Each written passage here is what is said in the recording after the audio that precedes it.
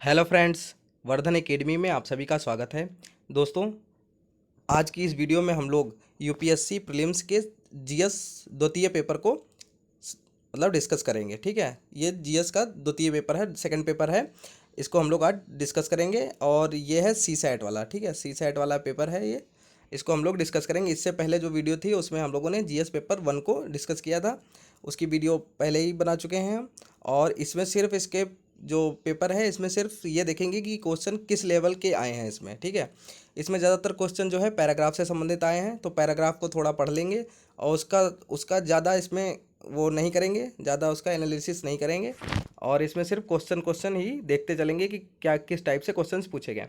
फिर जब इसकी ऑफिशियल आंसर की आ जाएगी तब जीएस पेपर 1 की तरह ही इसकी भी एक वीडियो बनाएंगे जिसमें उसके आंसर्स होंगे, ऑफिशियल आंसर होंगे और उसके अलावा उसका फुल एक्सप्लेनेशन भी होगा। ठीक है, पूरी वीडियो का एक्सप्लेनेशन भी होगा। तो आज की वीडियो में सिर्फ इसको हम लोग इसके क्वेश्चंस को ही देखेंगे। और इसकी ये जो पीडीएफ है ये आपको हमारे टेलीग्राम चैनल है, वर्धन एकेडमी के नाम से ही है, उस पर आपको इसकी पीडीएफ मिल जाएगी। इसकी जो लिंक है वो मैं डिस्क्रिप्शन में दे दूंगा और अगर आप वहाँ से ना डाउनलोड कर पाएँ तो टेलीग्राम पे जाकर वर्धन एकेडमी सर्च करें, वहाँ से इसको डाउनलोड कर सकते हैं। ठीक है, तो ठीक है, इसी के साथ आज की वीडियो स्टार्ट करते हैं। इसमें सबसे पहले देख लेते हैं कि 2 घंटे का समय मिलता है, पूर्णांक होता है 200 अंकों का। ठीक है, 2 घंटे समय मिलता है, 200 अंक पूर्णांक होते हैं और 80 क्वेश्चन टोटल होते हैं। 200 नंबर का होता है, मतलब 2.5 नंबर का एक क्वेश्चन होता है, 2.5 नंबर का एक क्वेश्चन होता है। ठीक है, और इसमें 1/3 निगेटिव मार्किंग है। ठीक है, 1/3 निगेटिव मार्किंग है। अब ठीक है, अब अपनी वीडियो को शुरू करते हैं। सिर्फ क्वेश्चन को इसमें देखते चलेंगे और जो पैराग्राफ है उनको थोड़ा सा ऐसे ही देखते चलें, क्योंकि पैराग्राफ तो आपको पीडीएफ मिल जाएगी, उसके बाद आप लोग उसको सही से देख लीजिएगा। ठीक है, पैराग्राफ तो खुद भी देख के किया जा सकता है। ठीक है, पहला पैराग्राफ है, उसमें भारत में पिछले दशक अथवा उसके आसपास श्रमिक कृषि से हट रहे हैं। यहाँ पे कृषि और श्रमिकों से संबंधित यहाँ पे दिया गया है, इससे संबंधित यहाँ पे क्वेश्चन दिया गया है, परिच्छेद में निम्नलिखित में से कौन सा एक सर्वाधिक महत्वपूर्ण निहितार्थ है। ठीक है, इसको आप लोग पढ़िएगा जब इसकी पीडीएफ आपको मिल जाए। इसमें ये वाले क्वेश्चंस को, मतलब जो पैराग्राफ है इनको थोड़ा सा छोड़ते हुए चलेंगे। इसके अलावा जो मैथ है, रीजनिंग है या किसी और सब्जेक्ट से रिलेटेड जो क्वेश्चंस हैं उनको डिस्कस करते हुए चलेंगे। इनको बस हल्का हल्का देख लेंगे यहाँ पे। ठीक है, तो पहला ये हो गया। दूसरा परिच्छेद है, भारत में निजता के अधिकार पर वर्तमान फोकस डिजिटल युग की कुछ नवीन वास्तविकताओं पर आधारित है। कोई भी अधिकार वास्तविक अधिकार तभी होता है तब यदि वह सभी स्थितियों में प्रभावी हो और सभी के लिए हो। तो यहाँ पे निजता का अधिकार जो फोकस डिजिटल युग से संबंधित है, इसका जो क्वेश्चन है वो यहाँ पे दिया गया। उपयुक्त परिच्छेद के आधार पर निम्नलिखित पूर्व धारणाएं बनाई गई हैं। ठीक है, तो इससे यहाँ पे देख लीजिएगा, इसमें 4 या 5 होंगे। परिच्छेद 3 में है, जल के साथ एक सबसे बड़ी, ये जल से संबंधित है यहाँ पे परिच्छेद। ठीक है, इससे संबंधित यहाँ पे क्वेश्चन दिया गया। चौथा है परिच्छेद 4 है, हमारे निवेश निर्णयों में सबसे महत्वपूर्ण है संपत्ति का विनिधान। यहाँ पे निवेश से संबंधित है क्वेश्चन है, मतलब परिच्छेद है, इससे संबंधित यहाँ पे क्वेश्चन दिया गया है। ये परिच्छेद इतने टफ नहीं होते हैं, लेकिन मेन चीज़ होती है कि टाइम मैनेजमेंट। अगर आपका टाइम मैनेजमेंट है, इसीलिए ये इतने परिच्छेद दिए जाते हैं जिससे आपका टाइम टाइम मैनेजमेंट चेक किया जाता है। ये वही कर सकता है जिसकी प्रैक्टिस काफ़ी अच्छी रही होगी, उसके लिए होता है। ठीक है, तो ये तो आप लोग कर लेंगे, इसके पीडीएफ हम दे देंगे, आप लोग इसको ज़रूर एक बार खुद भी करके देखिएगा तो आपको पता चल जाएगा कि ये कितने कितने सरल हैं। इसमें आंसर तो लिए दिया जा सकता है, लेकिन टाइम के हिसाब से इसको लगा के देखिएगा। पांचवा है, यद्यपि आजकल उगाए जाने वाले अधिकतर अनुवांशिक रूपांतरित फसलें, यह फसलों से संबंधित है पांचवा। और इसका क्वेश्चन, इसके दो क्वेश्चन यहाँ पे हैं। एक है उपयुक्त परिच्छेद के संदर्भ में निम्नलिखित पूर्व धारणाएं बनाई गई हैं, ये है। और दूसरा यहाँ पे है छठा क्वेश्चन। ठीक, इसके बाद जो सातवां क्वेश्चन है इसको देखते हैं। ये है मैथ से, गुणनफल है 1 × 5 × 10 × 15 × 20 × 25 × 30 × 35 ये इस टाइप से मल्टीप्लाई करना है के अंत में कितने शून्य होंगे। इसमें पूछा गया शून्य कितने हैं। तो अभी तो यहाँ पे सिर्फ क्वेश्चंस देखते चल रहे हैं, सिर्फ आप लोग इसको ध्यान से देखते रहिए कि इसमें से आपको कौन से क्वेश्चन ऐसे हैं जो आप लगा सकते हो। ठीक है, फिर इसको हम लोग फिर बाद में वीडियो एक इसके ऊपर बनाएंगे जब ऑफिशियल आंसर किया जाएगी। फिर इसके ऊपर एक अच्छी सी वीडियो बनाएंगे जिसमें इसको पूरा सा सही से सॉल्व करेंगे और इसको सही से लगा के आपको दिखाएंगे। ठीक है, आठवां है, माना कि XYZ 3 अंकों की एक संख्या है जहाँ x+y+z 3 का गुणांक नहीं है, तब XYZ प्लस YZX+ZXY विभाज्य नहीं है। ठीक है, ये भी क्वेश्चन काफ़ी अच्छा है।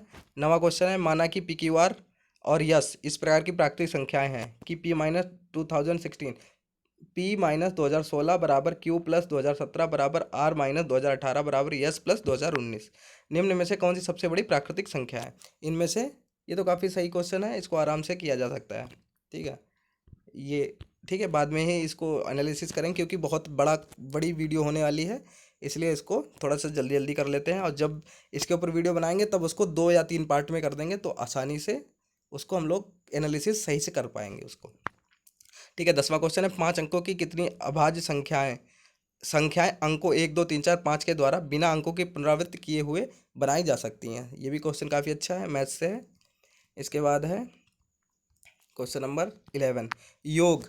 ये देखिए यहाँ पे साइन ये बना के दिया गया है, ये साइन दिए गए हैं, और इसको इस तरीके से रखना है कि जो अंक यहाँ पे रखा जाए वही यहाँ पे, इनको जोड़ने पर यही यहाँ पे योगफल इतना ही आना चाहिए। ठीक है, तो ये भी किया जा सकता है, ये तो ऑप्शन सही रख के किया जा सकता है। ठीक है, तो क्वेश्चन नंबर 12, यदि आपके पास दो सीधी 7.5 फुट और 3.25 फुट की छड़ें हैं तो आप कम से कम कितनी लंबाई नाप सकते हैं? ठीक है, ये भी क्वेश्चन मैथ से है। 13 है, अनुक्रम 14 18 20 24 30 32 की प्रत्येक संख्या में एक सरल गणितीय संक्रिया द्वारा अभाज्य संख्याओं का एक अनुक्रम प्राप्त किया जाता है। निम्न में से कौन सी अनुक्रम की अगली संख्या है? ये भी काफ़ी अच्छा क्वेश्चन है, ये भी किया जा सकता है आराम से, इसको भी बाद में ही डिस्कस करेंगे। 14वां क्वेश्चन है, एक पुस्तिका जिसके पन्ने सामान्य रूप से हैं, पहले पन्ने की संख्या 1 से प्रारंभ करते हुए अंकित है। इस पुस्तिका से एक पन्ना फाड़ लिया जाता है, बचे हुए पन्नों पर अंकित पृष्ठ संख्याओं का योग 195 है। फटे हुए पन्नों पर निम्न में से कौन सी संख्याएं हैं? ठीक है, ये भी क्वेश्चन अच्छा क्वेश्चन है, लेकिन जिसको मैथ्स अच्छे से आती होगी वो इसको आराम से लगा लेंगे, जो साइंस साइड है वो तो आराम से लगा लेंगे इसको। ठीक है, निम्न विन्यास पर ध्यान दीजिए जिसमें कुछ लुप्त वर्ण है, ए बी ये लुप्त पद हैं, ये रीजनिंग से संबंधित क्वेश्चन है काफ़ी। देखिए, जो लोग सी साइड की तैयारी कर रहे होंगे वो लोग अगर रीजनिंग उनको उनको पता है कि सी साइड में रीजनिंग आनी आनी, तो अगर वो तैयारी करेंगे तो ये इस टाइप के क्वेश्चन तो वो जरूर लगाएंगे, क्योंकि इस टाइप के तो नॉर्मली आते रहते हैं। ठीक है, 16 क्वेश्चन है, माना कि A3 BC और DE2F 4 अंकों की संख्याएं हैं जहां प्रत्येक वर्ण 3 से बड़े भिन्न अंकों दर्शाता है। यदि संख्याओं का योग 15,902 है तो A और D के मानों के बीच अंतर क्या है? ठीक है, यहाँ पे अंतर पूछा गया है, ये भी काफ़ी अच्छा क्वेश्चन है। नेक्स्ट क्वेश्चन है क्वेश्चन नंबर 17, दो कथनों, यहाँ पे कथन वाले ही क्वेश्चन 2 3 दिए गए हैं लगातार। यस 1 और यस 2 नीचे दिए गए हैं, जिसके उपरांत एक प्रश्न है। ठीक है, यस 1 में क्या है, 51 पृष्ठों की एक पुस्तक में किसी भी पृष्ठ पर 2 से अधिक रेखाचित्र नहीं है। यस 2 में है, प्रत्येक पृष्ठ पर कम से कम एक रेखाचित्र है। प्रश्न है, क्या इस पुस्तक में 100 से अधिक रेखाचित्र हैं? ठीक है, तो यहाँ पर इसके ऑप्शन देके इसके आंसर बताना है। फिर है 18वां क्वेश्चन है, निम्न आंकड़ों पर विचार कीजिए। यहाँ पे देखिए, प्राप्तांक माध्य माध्य माध्य दिया गया है यहाँ पर, और यक्स की वैल्यू पूछी गई है, तो इसको जब लगाएंगे तो इसको सही से इसका एनालिसिस करेंगे और पूरा आंसर आपको दिखाएंगे कैसे लगेगा ये। 19 क्वेश्चन है, एक परिवार की 2 पीढ़ियों के 6 सदस्यों PQRS T और U में 3 पुरुष और 3 महिलाएं हैं। उनमें 2 विवाहित जोड़े हैं और 2 अविवाहित सहोदर। यू जो है वो पी की पुत्री है और क्यू आर की सास है। क्यू जो है वो आर की सास है। टी अविवाहित पुरुष है और यस एक पुरुष है। निम्नलिखित में से कौन सा सही है? ये ऑप्शंस हैं। इस टाइप के क्वेश्चन तो ज़रूर आते ही हैं, अगर कहीं भी रीजनिंग होगी तो इस टाइप के क्वेश्चन तो नॉर्मली आते हैं। 20वां क्वेश्चन, यदि किसी विशेष वर्ष में 12 जनवरी को रविवार है तो निम्नलिखित में से कौन सा सही है? ठीक है, तो ये देखिए ऑप्शन इसके हैं, 15 जुलाई को रविवार है यदि वर्ष एक अधिवर्ष है। ठीक है, इस टाइप से यहाँ पे दिए गए हैं। ये देखिए, कोस्ट पेपर सी सेट का कोई ज़्यादा टफ नहीं आया है, नॉर्मल पेपर आया है मेरे ख्याल से। ठीक है, यहाँ पे फिर से वही स्टार्ट हो गया परिच्छेद, इसमें बहुत सारे दिए जाते हैं, तो इस परिच्छेद को फिर से हटाते हुए चलेंगे और आगे मेन क्वेश्चंस को देखते चलेंगे। परिच्छेद में निजी निवेश सामान्यता चपल है, विदेशी यहाँ पे निवेश से संबंधित है, देशी और विदेशी निवेश से संबंधित यहाँ पे क्वेश्चन पूछा गया। उपयुक्त परिच्छेद के संदर्भ में निम्नलिखित पूर्व धारणाएं बनाई गई, तो इसी से पूरा पढ़ के और इसको आंसर देना है। ठीक है, इसका परिच्छेद 2 है, प्रतिवर्ष जून से सितंबर के 4 महीनों के दौरान होने वाले मानसूनी प्रवाह के अत्यधिक विषम ऋतुनिष्ठ एवं स्थानिक वितरण के उपयोग के कई अवसरों को खोया जा चुका है। यहाँ मानसून से संबंधित है परिच्छेद है, इसका क्वेश्चन देखने यहाँ पे होगा, ये है। उपर्युक्त परिच्छेद के संदर्भ में निम्नलिखित में से कौन सा भारत की दृष्टि से सर्वाधिक तर्कसंगत एवं व्यावहारिक निहितार्थ हो सकता है? तो यहाँ पे ये क्वेश्चन दिया गया है परिच्छेद 3 में है, जब शिक्षा से मिलने वाले लाभ का उपयोग करने की आर्थिक स्वतंत्रता प्राप्त होगी। यहाँ शिक्षा और आर्थिक स्वतंत्रता से मतलब से जुड़ा हुआ क्वेश्चन वो परिच्छेद है, इसका क्वेश्चन यहाँ पे दिया गया है। ठीक है, 23वां क्वेश्चन। और चौथा परिच्छेद है, जब तक वित्तीय तंत्र स्थापित ना हो जाए तब तक हमारा शहरी निकाय संबंध। यहाँ पे शहरी निकाय से संबंधित है परिच्छेद, इसका जो है क्वेश्चन है वो यहाँ पे दिया गया होगा। परिच्छेद द्वारा संप्रेषित सर्वाधिक तार्किक और निर्णायक संदेश क्या है। इसके बाद 25वां क्वेश्चन भी उसी से संबंधित है, उसी परिच्छेद से। इसके बाद 5वां परिच्छेद है, भारत में अभी अभी भी लगभग 50% कामगार कृषि में विनियोजित है। यहाँ से कृषि से संबंधित है परिच्छेद। इसमें यहाँ पर क्वेश्चन नंबर 26 दिया गया है। उपयुक्त परिच्छेद, तो इसको परिच्छेद तो आप लोग जब इसकी पीडीएफ देखेंगे तो खुद ही पढ़ेंगे तो खुद ही लगा सकते हैं इसको। ठीक है, परिच्छेद के हिसाब से ही इसमें आंसर देना है, तो कोई ज़्यादा दिक्कत नहीं होनी चाहिए। 27वां क्वेश्चन भी परिच्छेद से ही है। 28वां क्वेश्चन है, ये रीजनिंग का है। चार संख्याओं पी क्यू आर और यस के संबंध में दो कथन यस वन और यस टू, उसके उपरांत एक प्रश्न दिया गया है। तो यस वन में है आर जो है वो पी और क्यू से बड़ा है। यस टू में दिया गया है यस सबसे बड़ा नहीं है। ठीक है, यस है जो वो सबसे बड़ा नहीं है। प्रश्न में है चार संख्या पी क्यू आर एस और यस में कौन सा सबसे बड़ा है, ये क्वेश्चन पूछा गया है। तो यस सबसे बड़ा नहीं है, और सबसे बड़ा पूछा गया तो यस तो पहले ही हट गया। पहली बात तो इसको अभी डिस्कस ही नहीं करना है। ठीक है, अभी सिर्फ क्वेश्चंस देख लेते हैं। क्वेश्चन नंबर 29, दो कथनों यस वन और यस टू नीचे दिए गए हैं, उनके उपरांत एक प्रश्न दिया गया। यहाँ पे भी यस वन और यस टू दिए गए हैं। यस वन है यन एक अभाज्य संख्या है। यस टू है यन को 4 से विभाजित करने पर एक शेष आता है। प्रश्न है यदि यन 10 और 20 के बीच एकमात्र प्राकृतिक संख्या है तो यन क्या है। ठीक है, अगला क्वेश्चन है क्वेश्चन नंबर 30, दो संख्याओं के संबंध में से दो कथन यस वन और यस टू नीचे दिए गए हैं, उसके उपरांत एक प्रश्न दिया गया। यस वन है उसका गुणनफल 21 है। यस वन में है यस वन उसका गुणनफल 21 है। यस टू में उसका योग 10 है। ये भी काफ़ी अच्छा प्रश्न है। वे दो संख्याएं क्या हैं, दोनों संख्याएं पूछी गई हैं। ठीक है, आगे देखते हैं। क्वेश्चन नंबर 31, एक व्यक्ति अपने घर के पीछे से सीधे 25 मीटर चलता है, फिर वह दाहिने मुड़कर 50 मीटर और चलता है, फिर वह बाएं मुड़कर पुनः 25 मीटर चलता है। यदि उसके घर का मुख पूर्व की ओर है तो वह अपने प्रारंभिक बिंदु से किस दिशा में है। ठीक है, इस टाइप का क्वेश्चन पिछली बार एक सीटेट में भी आया था, जो शिक्षा विभाग से रिलेटेड नहीं परीक्षा होती है, सेंट्रल जो टीचर एलिजिबिलिटी टेस्ट होती है सीटेट की, उसमें भी इसी टाइप से शायद यही क्वेश्चन आया था। ठीक है, बिल्कुल ऐसा ही क्वेश्चन था। 32 क्वेश्चन नंबर है, उसमें नीचे दो कथन दिए गए हैं जिनके बाद दो निष्कर्ष दिए गए हैं। कथन है सभी संख्या 2 से विभाज्य हैं, दूसरा है सभी संख्या 3 से विभाज्य हैं। निष्कर्ष में सभी संख्या 6 से विभाज्य हैं, निष्कर्ष दूसरा है सभी संख्या 4 से विभाज्य हैं। तो इस टाइप से यहाँ पे क्वेश्चन दिया गया है। इसके बाद क्वेश्चन नंबर 33 है, इसमें नीचे दो कथन दिए गए जिनके बाद दो निष्कर्ष दिए गए हैं। कथन में सभी बिल्लियाँ कुत्ते हैं, दूसरा है सभी बिल्लियाँ काली हैं। निष्कर्ष में सभी कुत्ते काले हैं। निष्कर्ष दो है कुछ कुत्ते काले नहीं हैं। ठीक है, तो ये रीजनिंग के क्वेश्चन यहाँ पे दिया गया है। इसके बाद 34 में है, निम्नलिखित संख्याओं के अनुक्रम पर विचार कीजिए। यहाँ पे अनुक्रम दिया गया है, इसको देख के और जो पूछा गया ऊपर लिखे हुए अनुक्रम में कितनी विषम संख्याओं के बाद विषम संख्या आती है। तो ये इस टाइप से क्वेश्चन है। अब क्वेश्चन नंबर 35 देख लेते हैं। लड़कों की एक पंक्ति में ए बाएं छोर से 16वें स्थान पर और बी दाएं छोर से 18वें स्थान पर है। जी ए के दाईं ओर 11वें और बी से दाहिनी तीसरे स्थान पर दाहिनी छोर की ओर है। पंक्ति में कितने लड़के हैं। ये भी क्वेश्चन काफ़ी सही क्वेश्चन है। कोई ठीक है, जो भी रीजनिंग तैयार करेगा वो इस टाइप के क्वेश्चन तो पढ़ेगा ही। तीन कथन यस वन यस टू और यस थ्री नीचे दिएगी, जिसके उपरांत एक प्रश्न है। यस वन में सी डी से छोटा है पर ए और बी से बड़ा है। पहला ये हो गया कथन। दूसरा यस टू है स्टेटमेंट, दूसरा है डी सबसे बड़ा है। स्टेटमेंट जो 3 है वो है ए बी से बड़ा है। प्रश्न है ए बी सी डी में से कौन सबसे छोटा कौन है। ठीक है, तो सबसे छोटा इसमें पूछा गया है। इसके बाद क्वेश्चन नंबर 37 में 1 और 100 के मध्य कितनी ऐसी पूर्ण संख्या है जिसमें एक अंक 4 है लेकिन वे 4 से विभाज्य नहीं है। ये भी अच्छा क्वेश्चन है, इसको भी किया जा सकता है आराम से।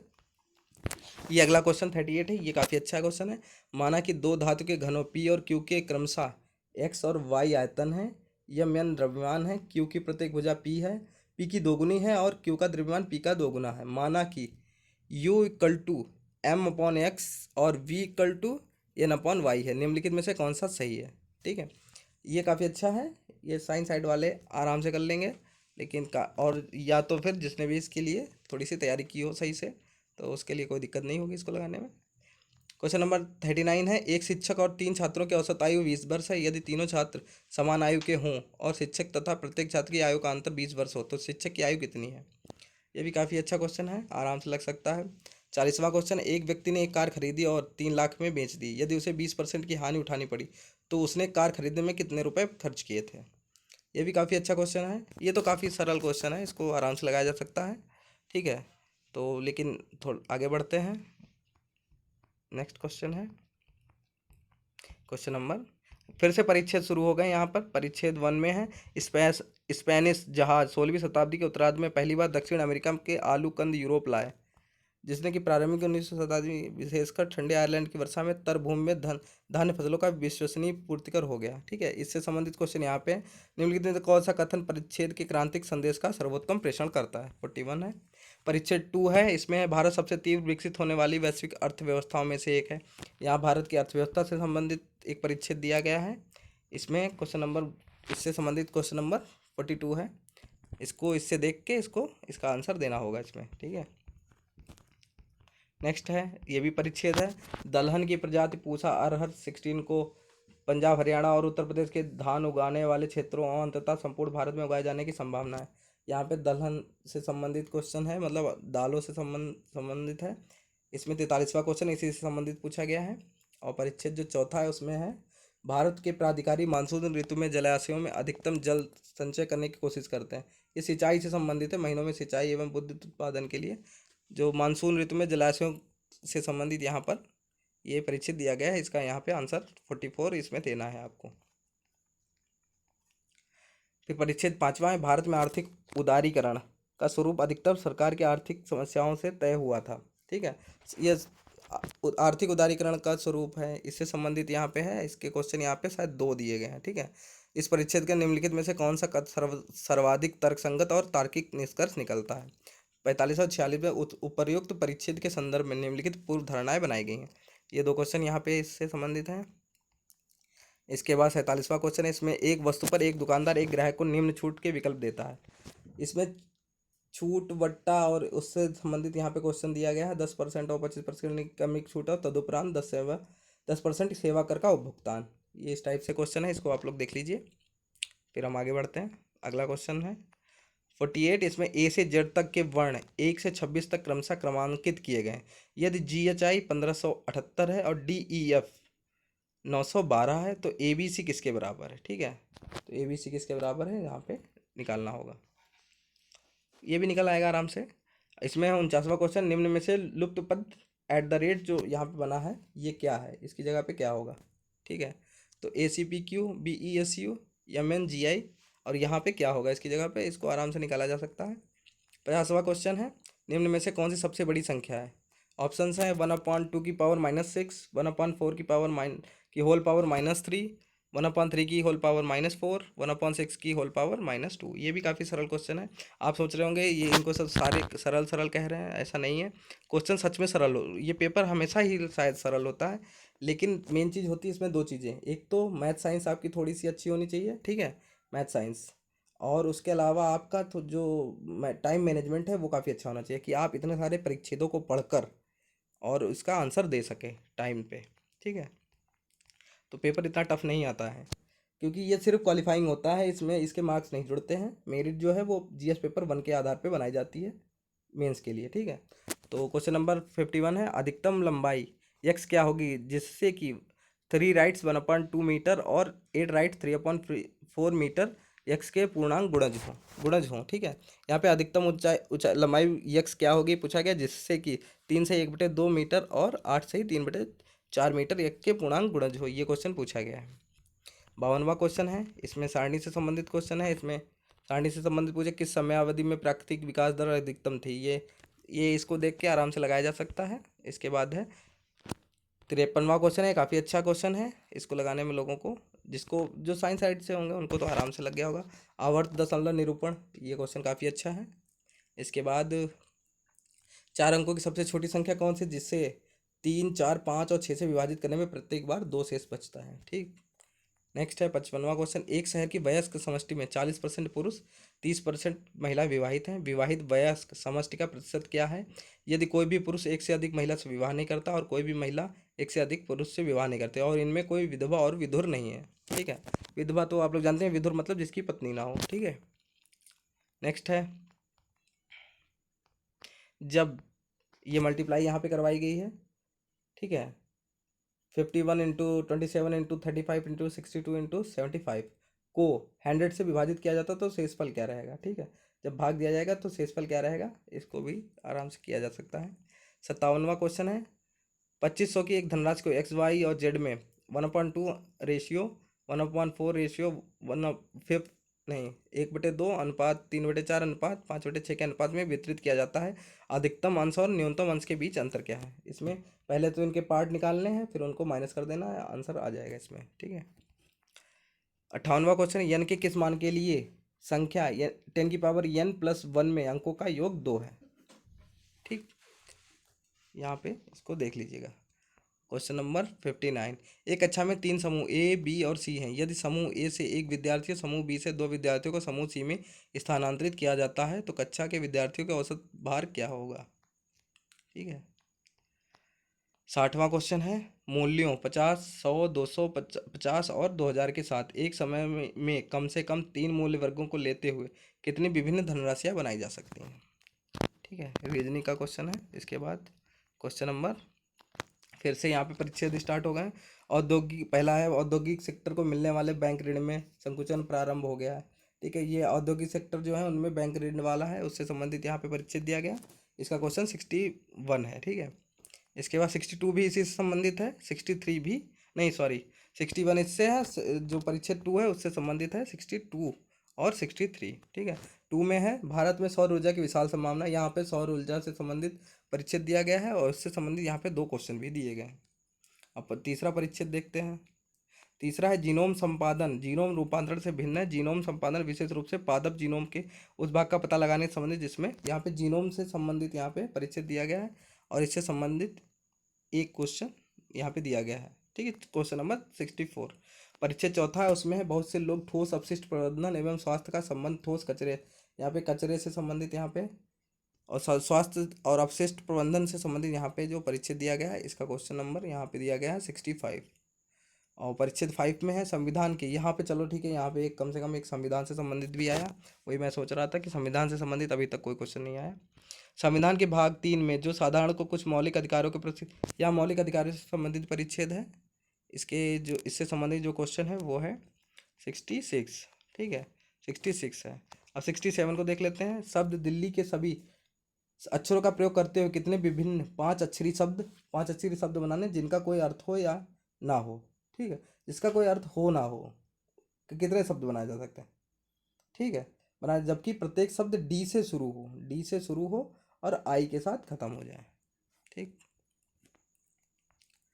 फिर है 68, एक बोतल में द्रव ए की 20 लीटर मात्रा है। इनमें से द्रव ए की 4 लीटर मात्रा बाहर निकाल दी जाती है और द्रव बी की उतनी ही मात्रा वापस डाल दी जाती है, मतलब 4 लीटर डाल दी जाती है। फिर से मिश्रण की 4 लीटर मात्रा बाहर निकाल दी जाती है और द्रव बी की उतनी ही मात्रा वापस डाल दी जाती है। अंतिम मिश्रण में द्रव ए की मात्रा का द्रव बी की मात्रा में अनुपात क्या है। ठीक है, ये काफ़ी अच्छा क्वेश्चन है। 69 है क्वेश्चन नंबर। इसमें है, एक बल्लेबाज का उसकी 50वीं पारी के बाद औसत स्कोर 46.4 था। 60वीं पारी के बाद उसका औसत स्कोर 2.6 बढ़ जाता। पिछली 10 पारियों में उसका औसत स्कोर क्या था। ये भी काफ़ी अच्छा क्वेश्चन है। इसके बाद क्वेश्चन नंबर 70, चावल के प्रति किलो मूल्य में 25% की वृद्धि से के परिणाम स्वरूप एक व्यक्ति 1200 में 6 किलो कम चावल खरीद पाता। चावल का प्रति किलो प्रारंभिक मूल्य क्या था। ठीक है, क्वेश्चन नंबर 71 देखते हैं। यहाँ पे एक व्यक्ति यक्स किसी कार्य का 20% 8 दिनों में पूरा कर सकता है और दूसरा व्यक्ति वाई उसी कार्य का 25% 6 दिनों में पूरा कर सकता है। यदि वे दोनों साथ काम करते तो उस कार्य का 40% कितने दिनों में पूरा हो जाएगा। ठीक है, ये भी काफ़ी अच्छा क्वेश्चन है। 72 ये मैथ से था। और 72 क्वेश्चन है, एक कार 20 किलोमीटर पर आवर की औसत चाल से स्थान यक्स से स्थान वाई तक की यात्रा करती है। वाई से यक्स तक 2v किलोमीटर पर आवर की औसत चाल से, फिर यक्स से वाई तक 3v किलोमीटर पर आवर की औसत चाल से और फिर वाई से यक्स तक 4v किलोमीटर पर आवर की औसत चाल से यात्रा करती है। तो संपूर्ण यात्रा के लिए कार की औसत चाल, यहाँ पे चाल दूरी समय से यहाँ पे क्वेश्चन पूछा गया है। ठीक है, इसके बाद है, निम्नलिखित कथनों पर विचार कीजिए। एक वर्ग और एक वृत्त के प्रतिच्छेदन के बिंदुओं की न्यूनतम संख्या 2 है। एक वर्ग और एक वृत्त के प्रतिच्छेदन बिंदुओं की अधिकतम संख्या 8 है। यहाँ पे प्रति वर्ग और प्रतिच्छेदन वृत्त से संबंधित यहाँ पे एक क्वेश्चन है। इसके बाद है, एक व्यक्ति को धारा की उल्टी दिशा में जाने की अपेक्षा धारा प्रवाह की दिशा में किसी निश्चित दूरी को नाव द्वारा खेने में आधा समय लगता है। अचल पानी में चाल की धारा की चाल से अनुपात क्या है? यहाँ पे धारा और चाल से संबंधित यहाँ पे एक क्वेश्चन है। अगला क्वेश्चन 75, प्राकृतिक संख्याओं में ऐसे कितने युग्म हैं जिसके वर्गों का अंतर 63 है? ठीक है, तो ये भी वर्गों से संबंधित क्वेश्चन है।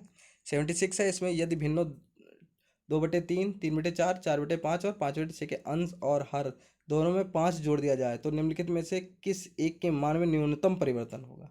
ठीक है, ये भी काफ़ी अच्छा क्वेश्चन है, ये तो आराम से किया जा सकता है। ठीक है, 5 जोड़ के सीधे देख लिया जाएगा और ऐसे भी लगा सकते हो। और 77 क्वेश्चन नंबर इसमें है, यदि एक अंक जो कि अंक यन जो कि 3 से बड़ा है, भाज्य है 3 से लेकिन 6 से भाज्य नहीं है, निम्नलिखित में से कौन सा है एक 4 से भाज्य है? यहाँ पे क्वेश्चन है। 78वां क्वेश्चन, यदि 1 लीटर पानी का भार 1 किलोग्राम है तो कितने घन मिलीलीटर पानी का भार 0.1 ग्राम होगा? 79 क्वेश्चन है, इसमें है, पानी से भरे हुए बर्तन का भार 40 किलोग्राम है, यदि यह 1/3 भरा हुआ है तो इसका भार 20 किलो हो जाता है, खाली बर्तन का भार क्या है? ठीक है, ये भी अच्छा क्वेश्चन है, यहाँ पे इसको भी आराम से लगाया जा सकता है। और लास्ट क्वेश्चन है, इसमें है, एक मेढक फिसलन वाली दीवारों वाले 4.5 मीटर गहरे एवं सूखे कुएं से बाहर आने की कोशिश करता है। प्रत्येक बार मेढक 30 सेंटीमीटर फुदकता है और 15 सेंटीमीटर नीचे सरक जाता है। कुएं से बाहर आने के लिए मेढक के लिए जरूरी फुदकने की संख्या क्या है? यहाँ पे मेढक से संबंधित है। ठीक है, तो यहाँ पे सारे क्वेश्चन हो गए, 80 क्वेश्चन थे और सारे हम लोगों ने देख लिए हैं कि किस टाइप से क्वेश्चन आते हैं। और जब इसकी ऑफिशियल आंसर की आएगी तब मैं इसके ऊपर फुल एनालिसिस के साथ इसकी वीडियो मैं आप लोगों के लिए दूंगा। और हो सकता है इसके 2-3 पार्ट कर दें, जिससे जैसे या 20-20 क्वेश्चन कर दें या 40-40 के 2 कर दें, जिससे कि वीडियो को आराम से बहुत लंबा भी ना खींचे और सारे क्वेश्चन आपको आराम से समझ में भी आ जाए। और कल शाम तक, हो सकता है आज शाम तक, काफ़ी एनालिसिस करेंगे कि एक्सपेक्टेड कट ऑफ क्या जाएगी इस बार।